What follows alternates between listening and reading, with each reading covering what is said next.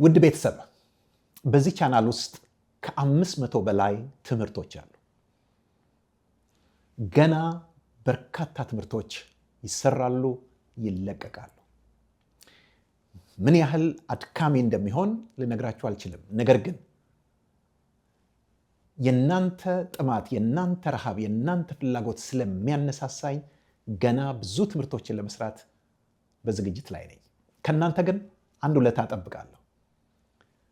ወደዚህ ቻናል መጥታችሁ ይሄንን ተመልክታችሁ ነገር ግን ሰብስክራይብ ሳታደርጉ የምታልፉ ብዙዎች ናቸው።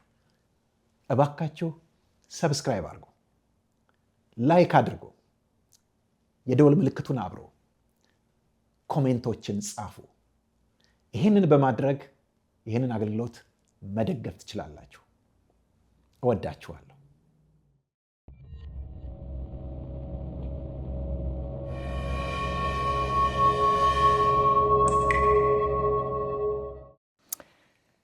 ውድ ወገኖች እንደምን ሰነበታችሁ? ሁላችሁንም በጌታችን በመድኃኒታችን በኢየሱስ ክርስቶስ ስም ሰላም እላችኋለሁ። ይህ የዮሐንስ ወንጌል ትምህርታችን ነው። ምዕራፍ 8 ላይ ነን። 64ኛ ክፍላችን ነው። ዛሬ የምናየው በተለይ የምናተኩረው ዮሐንስ ወንጌል ምዕራፍ 8 ቁጥር 9 ላይ ነው። ርዕሳችን የሚሆነው ከሳሾች ሲከሰሱ የሚል ይሆናል። እናንብበው፣ አጭር ጸሎት ጸልየን ወደ ትምህርታችን እንዘልቃለን። ደግሞም ጎንበስ ብሎ በጣቱ በምድር ላይ ጻፈ። እነርሱም ይህን ሲሰሙ ሕሊናቸው ወቀሳቸውና ከሽማግሌዎች ጀምረው እስከ ኋለኞች አንዳንድ እያሉ ወጡ። ኢየሱስም ብቻውን ቀረ፣ ሴቲቱም በመካከል ቆማ ነበረች። ቅዱስ አባት ሆይ እናመሰግንሃለን፣ ሁልጊዜ ስለምታስተምረን፣ ስለምትራራልን፣ ቃልህን ስለምታበራልን እናመሰግንሃለን። ጌታ ሆይ የነፍሳችን ምግብ፣ የሕይወታችን መታደስና ማደግ የሚመሰረተው በቃልህ ላይ ነውና ዛሬም አስተምረን፣ ምከረን፣ ገስጸን፣ የቀናውን መንገድ አሳየን። በጌታችን በኢየሱስ ክርስቶስ ስም አሜን። ኦኬ፣ እንግዲህ ባለፈው ጌታችን ኢየሱስ ክርስቶስ ጻፎችና ፈሪሳውያን ያችን ስታመነዝር ያዝናት ብለው ያሏትን ሴት አምጥተው በመካከል አቁመው ብዙ እንደወተወቱት እሱም ደግሞ አጎንብሶ በምድር ላይ እንደጻፈ አይተናል። በዛን ጊዜ ያላቸው ምንድን ነበር? ከእናንተ ኃጢአት የሌለበት አስቀድሞ በድንጋይ ይውገራት አላቸው። በዘዳግም 17:7 መሰረት 6እና 7 ሄዳችሁ ብታዩ የወገራውን የማስጀመር የመጀመሪያውን ድንጋይ የመወርወር ኃላፊነት በሕግ ያለባቸው መስካሪዎች ናቸው። እነሱ ምስክሮች ናቸው። እዚህ ጋር ምስክሮች ሆነው የቀረቡት አይተናል። ማለት እዛ እጅ ከፍንጅ ነው የያዝነው እያሉ ነው። ስለዚህ ኃላፊነት ውስጥ ነው ያስገባቸው ጌታ። ዛሬ ግን በጣም እንድናተኩር የምፈልገው እነዚህ ሊከሱ የመጡ የሕግ ባለሟሎች፣ የሕግ አስከባሪዎች እንዴት ነው ተከሰው ድምፅ አጥፍተው አንገታቸውን አቀርቅረው ሊሄዱ የቻሉት?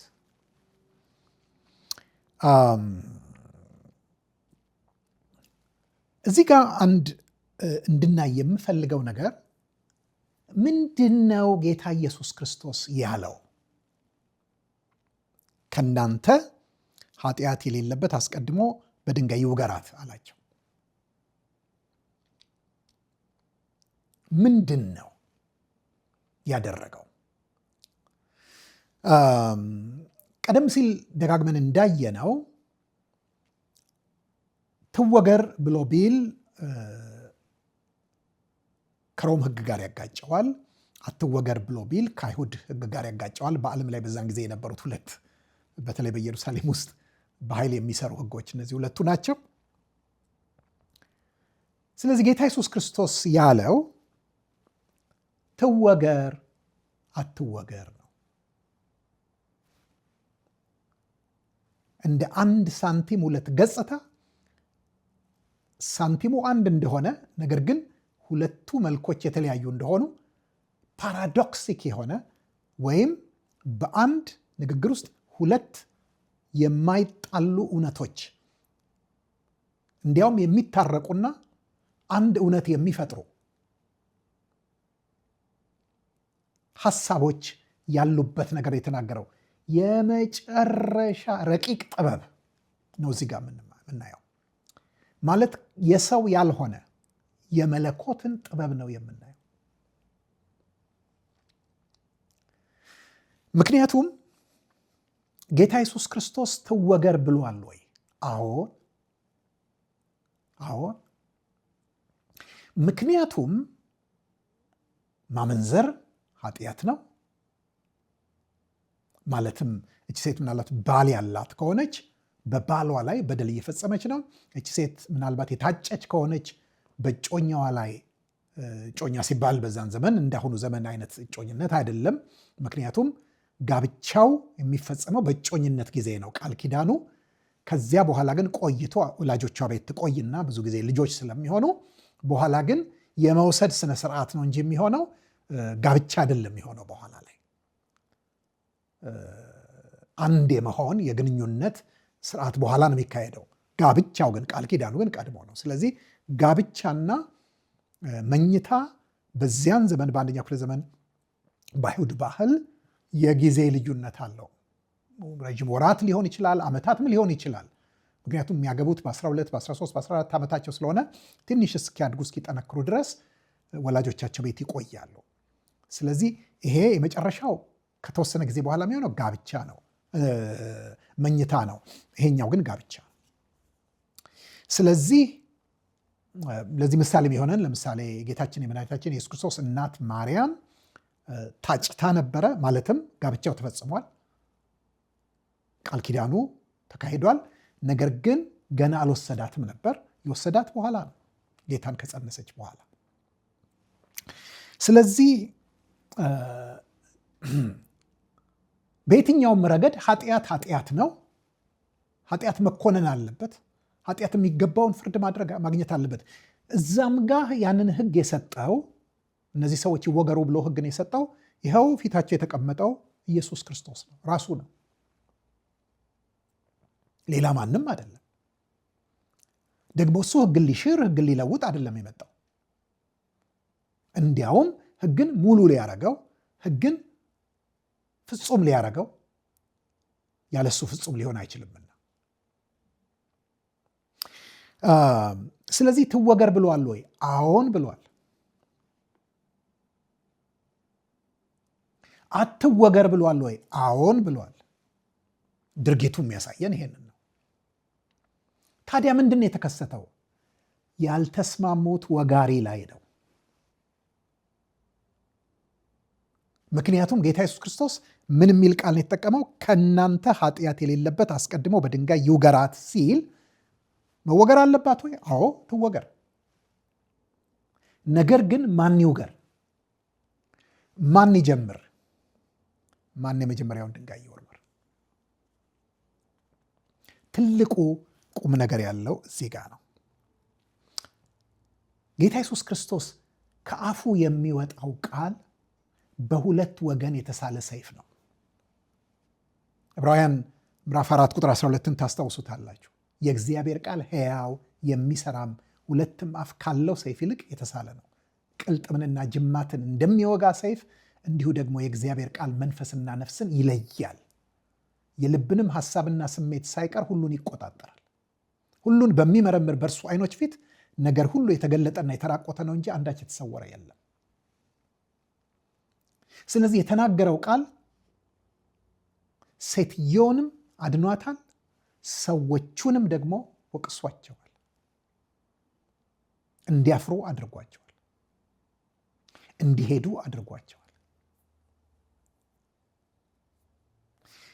የጸጋ ቃል ኃጢአተኛውን የሚያድን ብቻ አይደለም፣ ኃጢአትንም የሚኮንን ነው። ብዙ ጊዜ ትልቁ ችግራችን ኃጢአተኛውንና ኃጢአቱን መለየት ያቅተናል። አዎ ኃጢአት መኮነን አለበት፣ ኃጢአተኛው ግን መዳን አለበት። ይሄ ፀጉር ስንጠቃ ነው፣ እንዴት አድርገን ይሄን ማድረግ የምንችለው ትሉኝ ይሆናል። በጣም ይቻላል። ሴስ ሉዊስ ታዋቂው እንግሊዛዊ የ20ኛው ክፍለ ዘመን ስነ መለኮታዊ ምሁርና ሐሳቢ ወይም ቲንከር ያለው ነገር አይረሳኝም። አንድ ጊዜ ምን አለ ስለዚህ አይነት ጉዳይ ሲናገር፣ ድሮ ልጅ ሆኜ ከወላጆቼ ጋር ወደ ቤተክርስቲያን በሚሄድበት ጊዜ ሰባኪው ብዙ ጊዜ ምን ይላል? ኃጢአተኛውን ውደደው ኃጢአቱን ግን ጥላው ብሎ ይል ነበር። እና ካደግኩና ወደ ዩኒቨርሲቲ ከገባውና ኤቲስት ወይም ደግሞ እግዚአብሔር የለም ባይ ከሃዲ ከሆንኩ በኋላ ሁልጊዜ አልፎ አልፎ ትዝ ይለኝ ነበር ያ ሰውዬ። እና ትዝ ይለኝና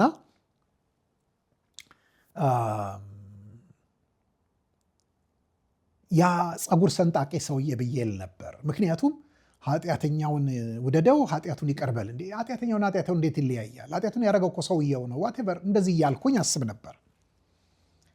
ነገር ግን አንድ ቀን በራልኝ። ያ ሰውየው የሚለውን እሱን ውደደው ኃጢአቱን ግን ጥላው የሚለውን ሰውዬ ራሱ አገኘሁት። ሰውየውን ራሱ ማን እንደሆነ ታውቃላችሁ አለ። ያ ሰው እኔ ነኝ፣ ራሴ ነኝ። ምክንያቱም እኔ ኃጢአት እሰራለሁ፣ የማልፈልገውን አደርጋለሁ። በጣም ነው ምጠላው፣ በጣም ነው ምጸየፈው፣ በጣም ነው ምናደደው። ነገር ግን ኃጢአት ያንን የኔን ኃጢአት ወይም የኔን ሳልፈልግ የማደርገውን ነገር ነው እንጂ ምጠላው፣ ራሴን ግን ጠልቼ አላቅም፣ ልጠላም አልችልም። ስለዚህ ሁሌ ራሴን ወዳለሁ፣ ግን ስህተቴን እጠላለሁ። ስለዚህ ያ ሰውዬ የሚለው እኔን ነው ማለት ነው። እንግዲህ ይህን እንዴት ነው በሌላ ሰው ላይ የማውለው? ጌታ ኢየሱስ ክርስቶስ ምንድን ነው ያለው? ባልንጀራህን እንደ ራስህ አድርገህ ውደድ። ስለዚህ ሌላውንም ሰው እንደ ራሴ ከወደድኩ ምን ማለት ነው? ሰውየውን ወደዋለሁ፣ ስተቱን እጠለዋለሁ። ይቻላል ወይ? ይኸው በእኔ ሞክሬዋለሁ። ይቻላል። ራሴን ጠልቼ አላቅም፣ ስተቴን ወድጄ አላቅም። ስለዚህ ጌታ ኢየሱስ ክርስቶስ ምንድን ያደረገው? በተናገረው የጸጋ ቃል ሴትዮዋን አዳነ። ሰዎቹ ከሳሾቹ ደግሞ እንዲከሰሱ፣ ከሳሾቹ እንዲወቀሱ አደረገ። ካፉ የወጣው አንድ ቃል ነው፣ ግን በሁለት ወገን ስለት አለው። በሁለት በኩል ይሰራል። ያድናል፣ ይወቅሳል። ኃጢአትን ይኮንናል፣ ኃጢአተኛውን ያድናል። ለዚህ ነው በዮሐንስ ራእይ ምዕራፍ 1 ላይ ዮሐንስ በፍጥሞ ደሴት ጌታን በምሳሌያዊ መንገድ ባየው ጊዜ ምንድን ያየው? ካያቸው ነገሮች አንዱ ከአፉ በሁለት ወገን የተሳለ ስለታም ሰይፍ ወጣ ብሏል። መቼስ እንደዚህ አይነት ሰው የለም። ነገር ግን የጌታ ኢየሱስ ክርስቶስ የሚናገረው ቃሉ ሁል ጊዜ ሁለት ስራ ነው የሚሰራው።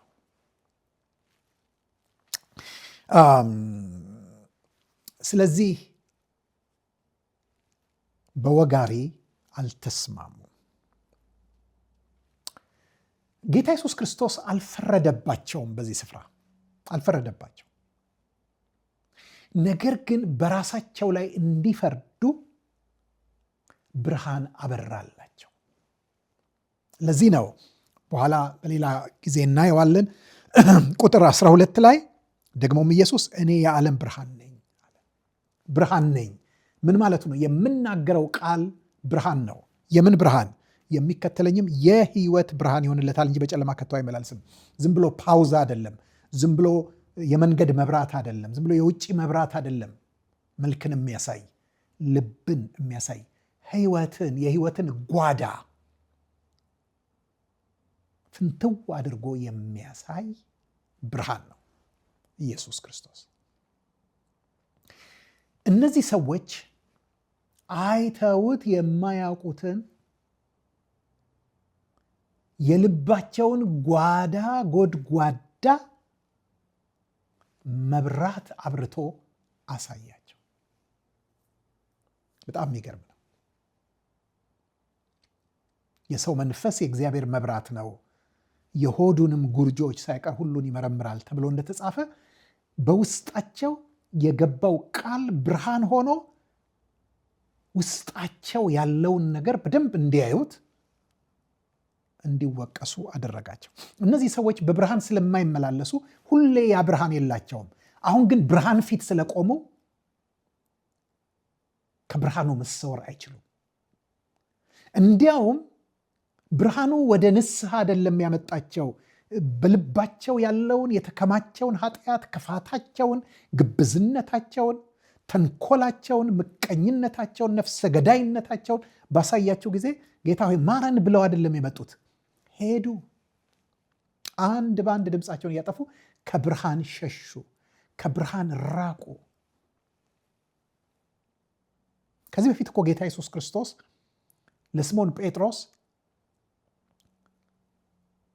ማንነቱን አሳይቶት ነበር። ከጠራው በኋላ ሰዎችን አጥማጅ አደርግሃለሁ ካለው በኋላ አንተ አለት ነህ፣ አንተ ጴጥሮስ ነህ ብሎ ካለው በኋላ ተመልሶ እኮ ጌታን ማለት መከተል ትቶ ወደ አሳ ማጥመድ ተመልሶ እኮ ነበረ። በገሊላ ባህር በኬነሬት ወይም ጌንስሬት ብለን በምንጠራው ባህር እኮ ማጥመዱን ቀጥሎ ነበር።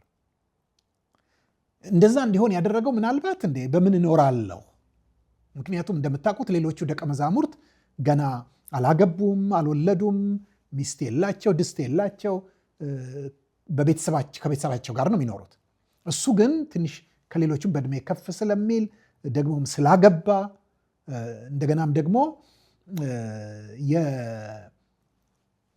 የሚስቱን ቤተሰቦች ከእርሱ ጋር አብረው ስለሚኖሩ በእሱ ላይ ኢኮኖሚካሊ ጥገኞች ስለሆኑ አማቱም ቤቱ እንደነበረች መጽሐፍ ቅዱስ ስለሚነግረን መስራት አለብኝ በምን እኖራለሁ የሚል ሊሆን ይችላል። ጌታ ኢየሱስ ክርስቶስ ሆን ብሎ ሲታገል አድሮ እሱ አሳ አንድም ባላጠመደበት ጊዜ መጥቶ ወደዚህ በኩል ጣለው ብሎ ነግሮት፣ ምን ጌታ ሆይ ሌሊቱን ሙሉ እኮ ስለፋ ነው ያደርኩት ምንም የለም ብሎ ሲል፣ ግድ የለም ጣለው ሲለው እሺ ስለ ቃልህ እጥላለሁ ብሎ በጣለ ጊዜ ጎትቶ ሊያወጣው የማይችል አሳ ጓደኞቹን ሁሉ ጠርቶ በጓደኞቹ ጀልባ እስኪዛቅ ድረስ የአሳ ሲመጣ መኖሪያ ጥያቄ አይደለም። እኔ አኖርሃለሁ፣ ብትከተለኝ ብትመጣ ግን ብዙ አሳ አይደለም የምታጠምደው፣ ብዙ ህዝብ ነው የምታጠምደው፣ ብዙ ህዝብ ነው የምታተርፈው፣ ለብዙ ህዝብ መዳን ምክንያት ትሆናለህ ብሎ እንዳሳየው ይሄ ብርሃን ሲበራለት ምንድን ያደረገ ይላል? ተንደርድሮ መጥቶ እግሩ ላይ ወድቆ ጌታ ሆይ እኔ ኃጢአተኛ ነኝ ከኔ ራቅ ብሎ አለው። ተመልከቱ፣ በብርሃን ኃጢአተኝነቱን ሲያይ አራቀም፣ ወደሱ መጥቶ ተደፋ።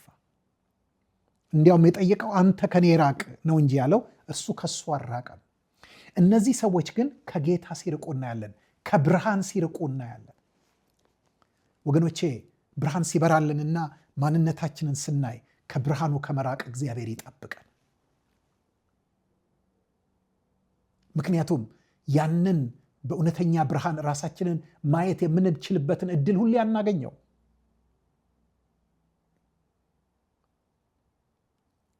ብርሃን ሳለ ወደ ብርሃን መጣበቅ እንዴት መታደል ነው! ስለዚህ ጌታ ኢየሱስ ክርስቶስ እሱ አልከሰሳቸውም፣ አልፈረደባቸውም። በራሳቸው ላይ እንዲፈርዱ በራሳቸው እንዲወቀሱ ነው ያደረጋቸው። አንዳንድ ጊዜ በጣም የሚገርመኝ እግዚአብሔር ፍርድን አያባክንም። ማለትም ለአንድ ጉዳይ ደግሞ ደጋግሞ ችሎታ አይቀመጥም፣ ፍርድ ወንበር ላይ አይቀመጥም። አንዱን ፍርድ እኛ ሌላው ላይ የፈረድነውን ፍርድ ኮፒ ፔስት እያደረገ እርሱኑ አፕላይ ያደርገዋል፣ ስራ ላይ ያውለዋል። አንዱኑ ፍርድ ስራ ላይ ያውለዋል። ይሄ በጣም የሚያስገርም የእግዚአብሔር ባህሪ ነው። ለምሳሌ ሁለተኛ ሳሙኤል ምዕራፍ 12 ቁጥር 7 ላይ ታስታውሱ እንደሆነ ነቢዩ ናታን ወደ ንጉሥ ዳዊት ሄዶ አንድ ታሪክ በነገረው ጊዜ ስለ አንድ ምስኪን ሰው አንዲት በግ ስለነበረችው ከእጁ የምትበላ አብራው የምትተኛ እንደ ልጁ የሚያያት፣ ጎረቤቱ ደግሞ በጣም ባለጠጋ በጣም ብዙ መንጋ ያለው፣ ነገር ግን ከሩቅ ስፍራ እንግዳ በመጣበት ጊዜ ከዛ ሁሉ መንጋዎቹ ትቶ ያችን አንዲቷን የዛን ሰው በግ አምጣ ልረዳት ብሎ እንዳለና ወስዶ እንዳረዳት በነገረው ጊዜ ዳዊት ለመፍረድ አልተቸገረም። ይህ ሰው የሞት ሰው ነው፣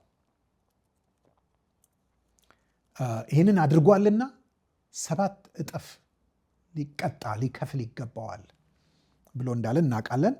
ከዛ በኋላ ግን ናታን ፍርድ ሳያባክን ያ ሰው አንተ ነህ እንዳለው፣ ምን ማለት ነው? ያ ሰው አንተ ከሆንክ አንተ ሌላ ሰው ነው ብለህ የፈረድከው ፍርድ አንተ ላይ ይሰራል ብሎ እንዳለው እናያለን። ስለዚህ እግዚአብሔር ያ ሰው አንተ ነህ ነው የሚለን።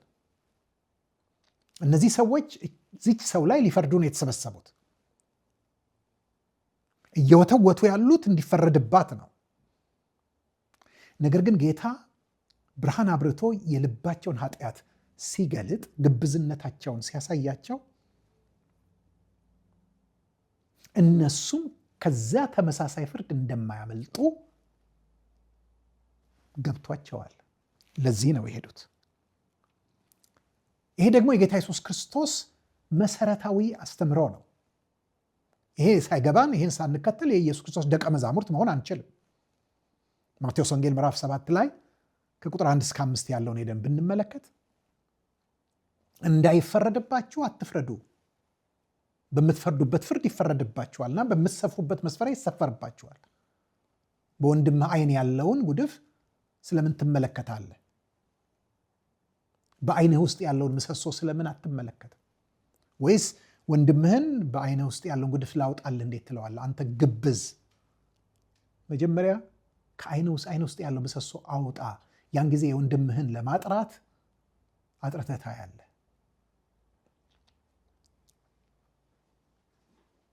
ምን ማለት ነው? አትፍረዱ አይደለም እያለ ያለው ጌታ። መፍረድ ባለብን በተገለጠ ትክክለኛ ነገር ላይ እንፈርዳለን። ነገር ግን ጌታ ኢየሱስ ክርስቶስ እያለ ያለው በዚህ ትምህርት ውስጥ በምንፈርድበት ጊዜ ግን እኛም እንደሚፈረድብን አውቀን አስቀድመን ራሳችንን መርምረን ራሳችንን አይተን ራሳችንን አጥርተን መሆን ይገባዋል ማለት ነው። በዚህ ስፍራ የምናየው አንድ በጣም ትኩረት የሚሻ ቃል፣ እነርሱም ይህን ሲሰሙ ሕሊናቸው ወቀሳቸውና ከሽማግሌዎች ጀምረው እስከ ኋለኞች አንዳንድ እያሉ ወጡ፣ ኢየሱስም ብቻውን ቀረ። እነርሱም ሕሊናቸው ወቀሳቸውና። ሕሊና ምንድን ነው? ሕሊና የህይወታችን መሪ ነው። የኑሯችን የእንቅስቃሴያችን መሪ ነው። ህይወታችን፣ ኑሯችን፣ እንቅስቃሴያችን ግዙፍ ነው። መሪዋ ግን ትንሽ ናት። ትዝ ይላችኋል በአንደኛ ጢሞቴዎስ ምዕራፍ 1 ቁጥር 5 እና 19 ላይ እነዚህ ሁለቱ ተጠቅሰው እናያለን። ቁጥር 5 ላይ ምን ይላል? የትእዛዝ ፍጻሜ ግን የሕግ ፍጻሜ ግን ከንጹህ ልብ ከበጎ ሕሊና ግብዝነትም ከሌለበት እምነት የሚወጣ ፍቅር ነው አለ። ተመልከቱ፣ እነዚህ ጻፎችና ፈሪሳውያን በሕግ ሊፈርዱ ነው የመጡት። ነገር ግን የሕጉ ዋና ነገር አልገባቸውም። የሕጉ ዋና ነገር ግን መግደል አይደለም። የሕጉ ዋና ነገር ከንጹህ ልብ ከበጎ ሕሊና ግብዝነትም ከሌለበት እምነት የሚወጣ ፍቅር ነው። እነዚህ ሰዎች ፍቅር የላቸውም። ካላቸውም ለራሳቸው ብቻ ነው ፍቅር ያላቸው። ስለዚህ ሕሊናቸውን አልተመለከቱም። ስለ ሕሊና ዝቅ ብሎ ቁጥር 19 ላይ አንደኛ ጢሞቴዎስ ምዕራፍ 1 ቁጥር 19 ላይ ምንድን ነው የሚለው? እምነትና በጎ ሕሊና ይኑርህ። አንዳንዶች ሕሊናን ጥለው መርከብ አለመሪ እንደሚጠፋ ከእምነት ነገር ጠፍተዋልና ብሎ ይላል። ስለዚህ ሕሊና መሪ ነው ያልኳችሁ ለዚህ ነው። የመርከብ መሪ ነው። ኑሯችን፣ እንቅስቃሴያችን፣ ህይወታችን መርከብ በመርከብ ይመስላል። ያለነው ባህር ላይ ነው። ያለ ኮምፓስ ያለ መሪ እንጠፋለን። ምንድን ነው በጎ ሕሊና ወገኖቼ? እምነት እግዚአብሔር ላይ ነው። በጎ ሕሊና ደግሞ ለሰው ነው። ስለዚህ እነዚህ ሰዎች በጎ ሕሊና የላቸው። ሕሊናቸው የተመረዘ ነው። ሕሊናቸው ክፉ ነው። ምንድን ነው ሕሊናቸው ካልን ሕሊናቸው ግብዝነት የተሞላና ጌታ ኢየሱስ ክርስቶስን ለማጥመድ ለመክሰስ ምንም ድንጋይ ሳይፈነቅሉ የማይቀራቸው፣ ምንም ጉድጓድ ሳይምሱ የማይቀራቸው ሰዎች ናቸው።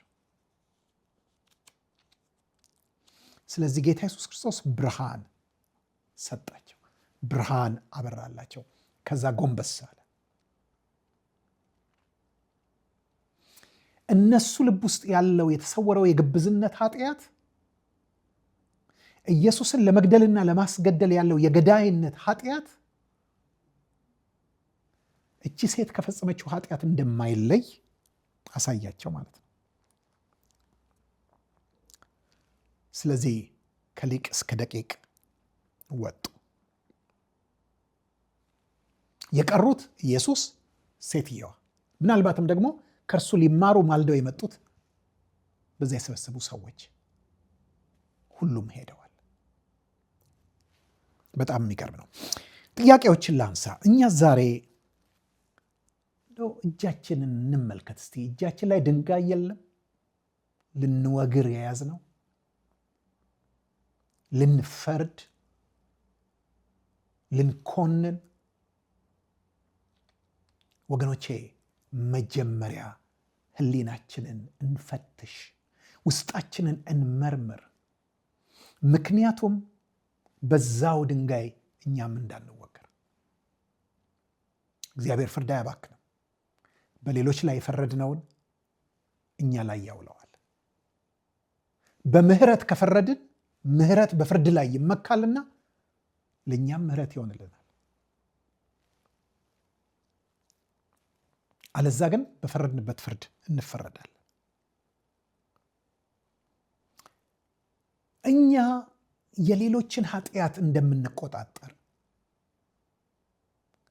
የእግዚአብሔርን ቃልና ሕግ ማጥመጃ ሌሎችን ይኸው ያዝ ነው ያስኩት ያስኳት አይነት ነገር ተያያዘ ብለን እንደምንል እግዚአብሔር ቢቆጣጠረን ኖሮ ምንድን ነበር ምንሆነው?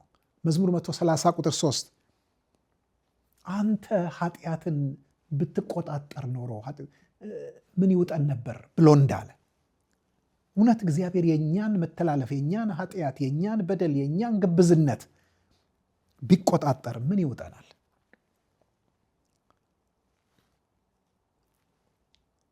ደግሞ ያንን ነገር አላረግነው ይሆናል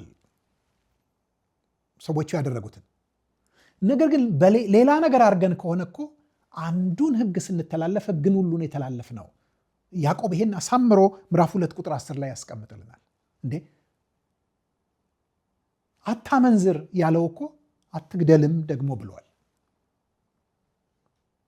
ስለዚህ ባታመነዝር ነገር ግን ብትገድል ሕግ ተላላፊ ነህ። ጌታ ኢየሱስ ክርስቶስ በሰዎች ውስጥ ልብ ውስጥ የነበረውን ነፍሰ ገዳይነት፣ ለመግደል መጣደፍ፣ ለመግደል መሯሯጥ፣ ብዙ ጊዜ የሞከሩትን ኢየሱስን ለመግደል ያደረጉትን ጥረት አውጥቶ አሳያቸው። ምናልባት የጻፈላቸውም ያን ሊሆን ይችላል። ነፍሰ ገዳይ። ስለዚህ እነዚህ ሰዎች ባያመነዝሩም ነገር ግን ገዳዮች ስለሆኑ ሕግን ተላልፈዋል። ሕግን በመተላለፋቸው ደግሞ እነሱም መገደል አለባቸው። ስለዚህ ውስጣችንን እንመልከት። ሌላው መጨረሻ ላይ ማነሳላችሁ በግርግር ውስጥ በጫጫታ ውስጥ ትክክለኛ ፍርድ መፍረድ አንችልም። ጌታ ኢየሱስ ክርስቶስ ጸጥ ነው ያለው። አጎነበሰ፣ ቶሎ ምላሽ አልሰጠም። ያ ጸጥታ ሕሊናቸውን እንዲያዳምጡ እንዲወቀሱ እድል ሰጥቷቸዋል። ወገኖች የጸጥታ ትልቅ የእግዚአብሔር መሳሪያ ነው። ነገር ግን ጸጥታው ዝምታ አይደለም፣ ቸልታ አይደለም። አንዳንድ ጊዜ እግዚአብሔር ጸጥ ሲል ያልፈረደልን፣ ያልደረሰልን፣ ያልተሟገተልን ይመስለን ይሆናል። አይደለም። እርሱ አንድ ቃል ይናገራል፣ ሁሉን ይፈታል። ቃሉ የሕይወት ብርሃን ነው። እግዚአብሔር የተመሰገነ ይሁን። ውድ ወገኖች በዚህ ውስጥ በጣም ብዙ ለሕይወታችን ጠቃሚ የሆኑ መርሆችን አግኝተናል ብዬ አምናለሁኝ። ነገር ግን ስንሰማው ብቻ አይደለም፣ ስናሰላስለው፣ ከሌሎች ጋር ስንወያየው ያን ጊዜ ነው በውስጣችን የበለጠ የሚሰራው። ይህንን በኤልሻዳይ ላይ የምትከታተሉ አላችሁ፣ ደግሞ በዩቲዩብ የምትከታተሉ አላችሁ። በዩቲዩብ የምትከታተሉ ሰብስክራይብ እንድታደርጉ፣ ላይክ እንድታደርጉ፣ ሼር እንድታደርጉ። እናንተ ምንም የሚጎዳችሁ ነገር የለም። ነገር ግን ለዚህ አገልግሎት በጣም ጠቃሚ ነውና ይሄን እንድታደርጉ ጋብዛችኋለሁ። ጌታ ይባርካችሁ። በሚቀጥለው እስክንገናኝ ድረስ ደህና ቆዩ።